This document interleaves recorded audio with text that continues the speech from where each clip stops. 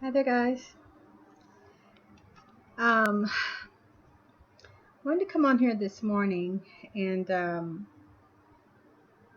talk about there's a topic that's really kind of been on my mind that I really haven't had time to address too very much. But it just keeps popping up, so I know that it's something I need to share and to get out. Um, this topic is about our children. It's pertaining to our children. It's about sexual assaults of our children. I was reading an article today. Actually, I was on social media, and there was someone had posted up about um, some children in a detention center who had been sexually molested for over a period of time. And I mean, we know these things go on. We know about sex trafficking of our children. We know um, a lot of times these kidnappings uh, and children going missing, especially black children who aren't looked for and searched for like other races of people. A lot of times they're just forgotten about, and it's just, just is what it is. They're just gone. And so um, some of them are never found. Uh, and, you know, all of these things um, have really been weighing on me. Um, it's almost a weekly thing now for you to hear that a teacher sexually assaulted a child, that a coach sexually assaulted a child, um, step parent, a stepfather, stepmother, you know, sexually assaulting children, even parents, you know. But there, and I don't know if this is something that is just being brought to the forefront because of social media and because of media, period, and the times are changing and so forth, that, it just seems like an onslaught, you know. It could be something that has always been happening and it's just been flying under the radar for so long, and now it's being brought out because, like I say, news, media, social media, and so forth. But nevertheless, whatever the case may be, it concerns me and it concerns my heart. And I really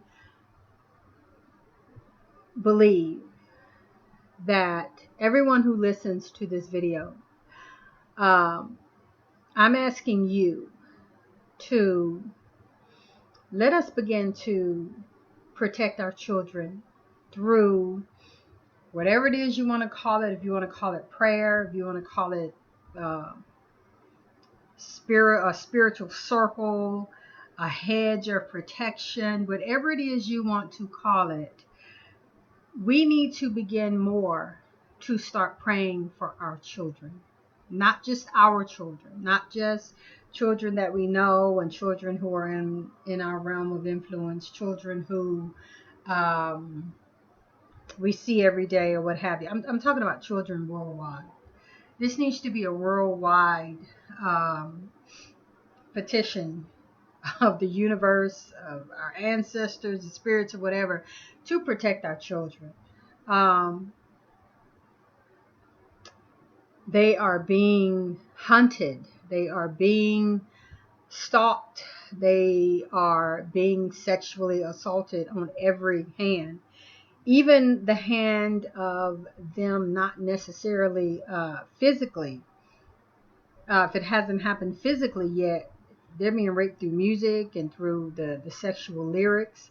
They're being raped through television and the things that are shown on TV. I mean, I know it's a different time. I completely understand it's a different time. But many of us who are of certainly 50, 60, 70s generations, um, we see things on TV that would be double and triple X porn back in our day. And that's just on regular TV. That's in regular music lyrics that you hear on the radio. And these children are getting this and they have to process this. And I know with me, and I know these children are smarter, more advanced and everything, but when I was a child, I didn't understand things about sex. I didn't understand, especially the things that these children have to process today. And whether they're smarter or what have technologically more advanced and have better understandings of all those things now than we did, that's still a lot for children to have to deal with sexual things.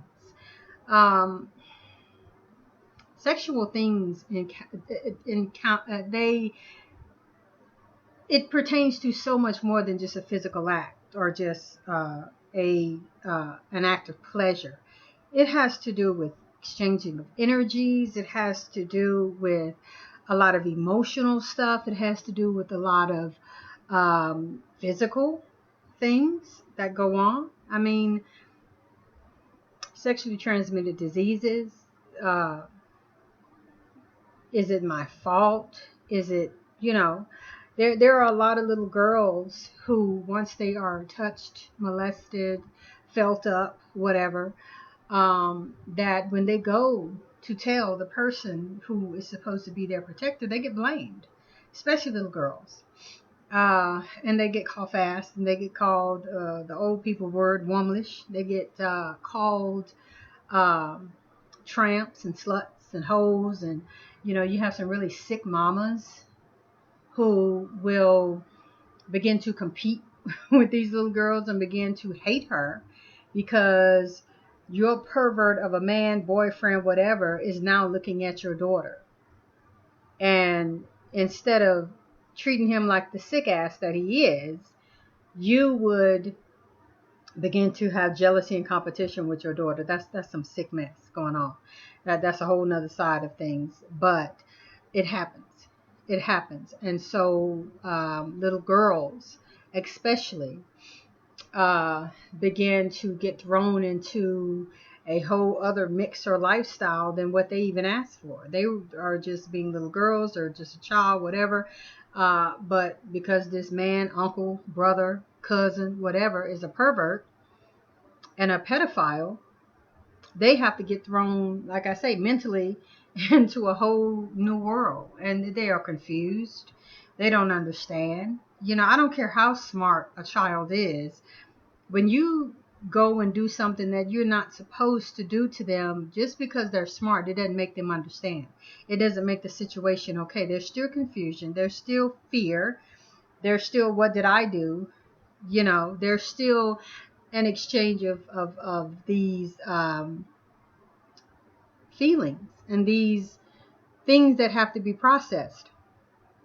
I know one thing that seems to happen a lot, and I know that it's a spiritual thing. A man with a lust demon or with a lust, let's not call it a demon because I'm not trying to get into any religion, spirit. They will touch, molest, rape, fondle, whatever, a child. There's an exchange there.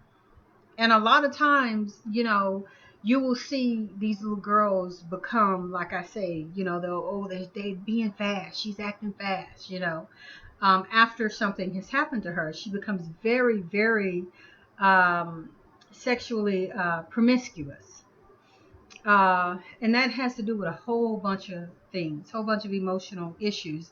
But one of the things that we need to acknowledge is there was a transference of a spirit from that little girl to this man with this lust spirit. And nobody wants to blame the man, but they'll say, that little girl fast. She been fast ever since she been 5 or 6 years old. I mean, how's a 5 or 6-year-old fast? But you hear this kind of stuff. and little girls who are, becoming women, being blamed for being too sexually alluring or whatever. And like I say, the man doesn't get any blame, or the cousin, or the boyfriend, or the whoever who has violated the child. And even in some cases, women.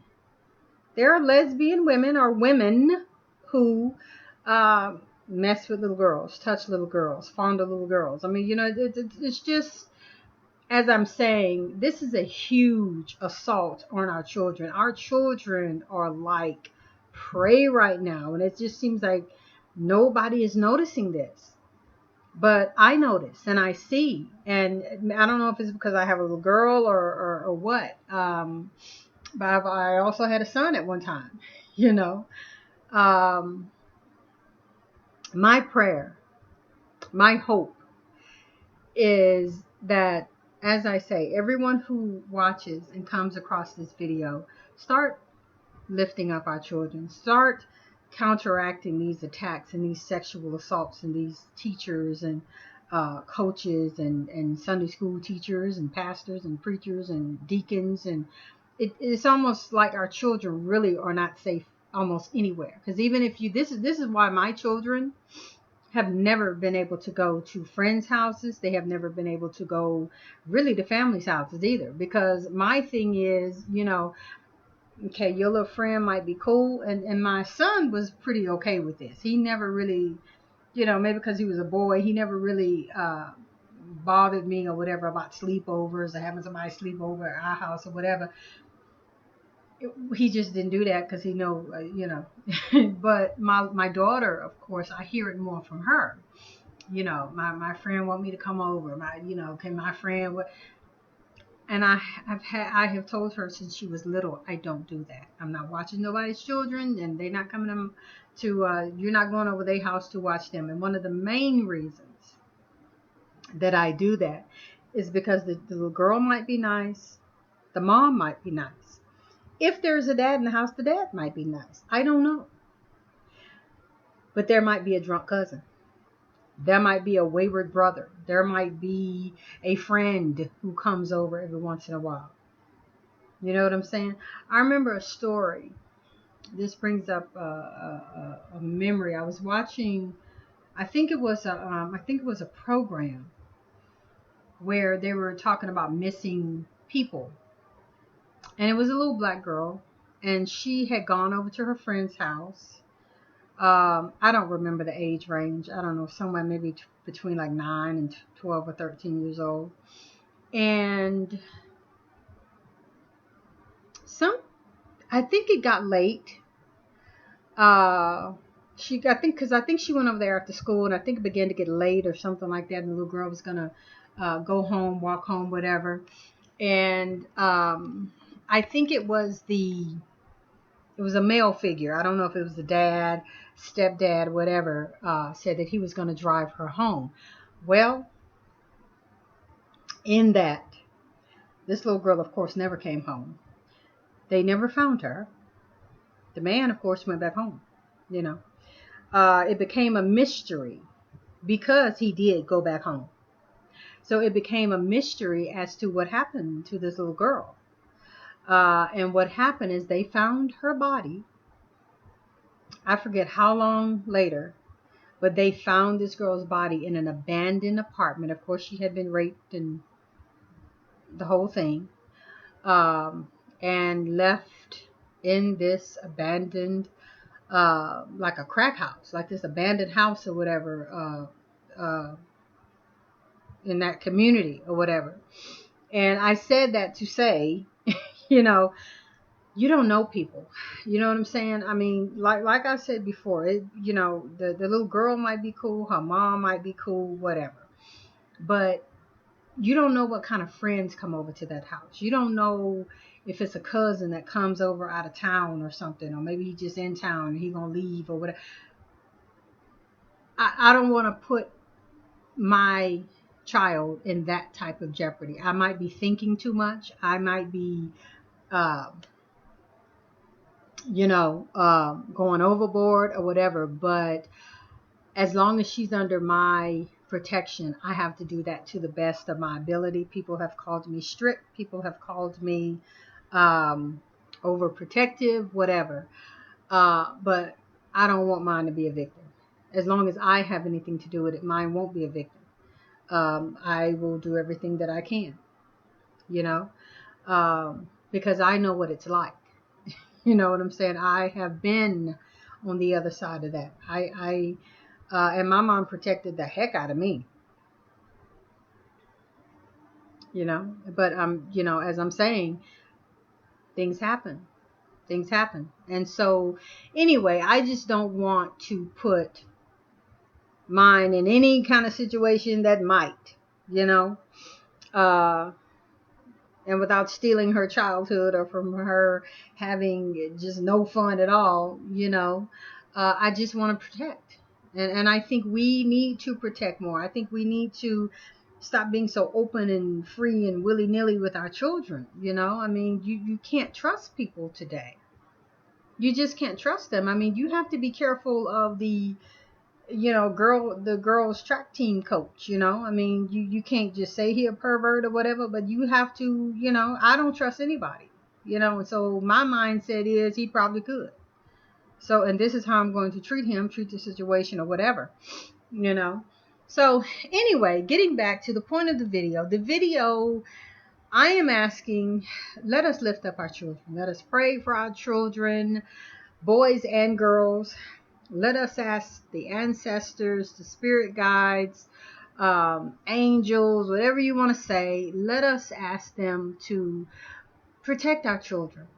Keep our children from hurt, harm, and danger. Keep evil, wickedness, malice, ill will, all that away from our children, our babies. Let us give them a chance to grow up. Let us give them a chance to mature, you know, because that being sexually molested, being touched, fondled, whatever, it does something to you, and it does something to you way up until adulthood, and it causes you to veer off. It causes you to begin to act a certain way. You may not go out and get wild and crazy and whatever, but it might be the other way where you take all that in and you're just super, super shy. You don't trust anybody. You don't want to be around anybody. You're scared.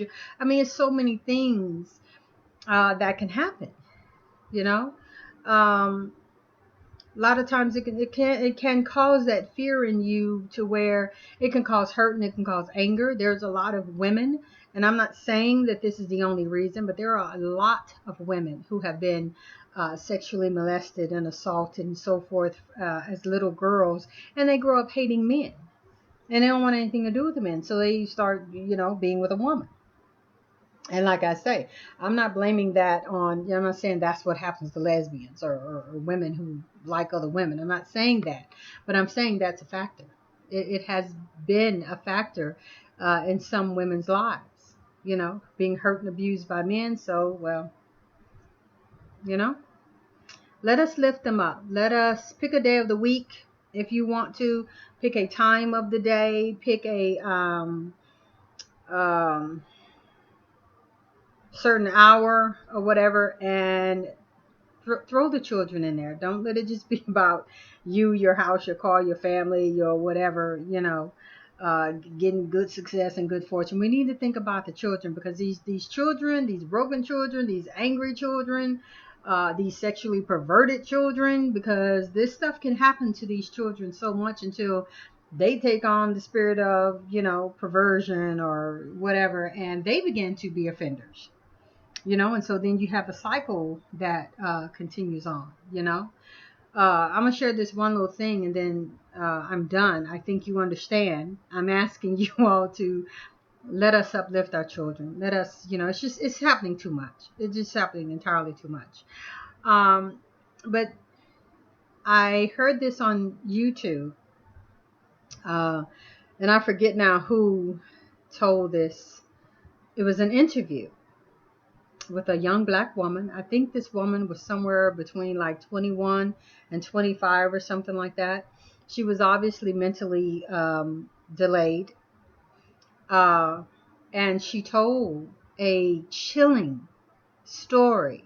And I mean chilling and that it gives you goosebumps to sit here and listen to her say this so calmly, um, of how her daddy and mommy, when she was little, from a baby, from a toddler, used to touch her, used to have sex with her, used to grind themselves upon her, and so forth.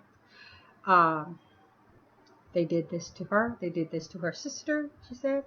They did this and they did this for years. There was just a whole family sex thing going on. You know, her mom would have them orally stimulating her from these are little girls. Um, I mean, just some sick stuff. And she, I don't know how she got pregnant. Well, I do know how she got pregnant. But I don't know who she got pregnant from. But she got pregnant and she did this to her own child. You know, she told of stories of where her and her sister had sex. Her and her sister she said her sister would beat her up and would make her orally stimulate her even while she was on her menstrual cycle. And the point of this sick story was the fact that the girl was, of course, not living at home with her parents or anything like that. She was living with an older lady. I think it was something like foster care. Uh, and and like I'm saying, this woman was somewhere between like 18 and 25 or whatever, but she'd been living with this woman for a long time. And the woman she was still living with the woman. Uh, and she was in a house where this woman had other children. It was foster children were there as well. And the story or the interview was about how someone was trying to get her out of this house with children. And they were saying, the woman got on there and was talking, and she was saying that, yeah, the girl really need help, and we need to really get her out of this situation, but she don't have anywhere to go. She don't have no family. She don't have no whatever. I don't want to just put her out on the street or whatever. We need to get her some help. I think it was some type of insurance situation going on where they couldn't find her any help or whatever. Um, but she kept stressing the fact that, oh, I really watch these children and she can't be alone with them, and she has to sit right here and she has to do this right here, and when she goes into this room, this door have to be locked, and I absolutely stand there and I make sure that this, and I believe the woman, because listening to the woman, she was obviously very, very stressed out. So she probably did do all this stuff and try to take all these avenues, but the girl by now was not only mentally, I mean, she was already mentally messed up. And I don't know if that happened as a result of everything that happened to her, because this had been going on with her, like I say, since a toddler, a baby. So it could have just messed her up. Or if she was already born like that. I don't know. Uh, but the fact of the matter is, you have that. And then this girl is an obvious sexual predator. She did it to her own baby. She's at a point to where she can't help herself. They were asking her, the guy who was doing the interview, was asking her, why do you do this to children or whatever? She said, because I like it and because it feels good. Plain and simple, you know. And the interviewer was calling her sick, and you're demented, and you're this and you're that, and you're a monster. Do you understand this? And the girl was just as calm, and she was just like, yep, I know. And I think once again that had a lot to do with the fact that she just wasn't there. And I mean, it didn't do any good to sit there and call her names and call her monster and what. I mean, that just, it wasn't registering with her. Bottom line was she needed to get herself out of this situation or whatever. Matter of fact, I don't remember whose show it was, but I remember the guy that they had called to help was Umar Johnson, Dr. Umar Johnson. So he as well was on that call, on that interview. But as far as where you can find it on YouTube and all that, I can't spend such It's been a little while. So, and I just wanted to share that because, as I said, these situations of children getting sexually assaulted and being hurt and damaged and everything can go inside, and it can make them become predators. It can have so many adverse effects. So you guys, I thank you for listening. I thank you for watching. Thank you for subscribing. And you know, I ask that you really truly consider your words when you're praying over the children, and when you're petitioning over the children, that they be safe, and that they be protected, and that they be led and guided, and that they not be hurt or put into situations where they could be hurt. Um, just do that. Just give that to them. That energy going out is going to make an impact. It's going to make an impact. If we all do it, it'll begin to change things. And that these predators become punished. These predators need to become punished for this. You know. So, you guys, I hope you'll do that. I hope you'll join with me. And I'm not going to give you a day. I'm not going to give you a time, whatever. You're adults. You know how to do that. If it fits on your heart, what I said, if it resonates with you, then you will pick your own time and your own way of doing it. And I ask that you do. And until the next video, we'll see you next time.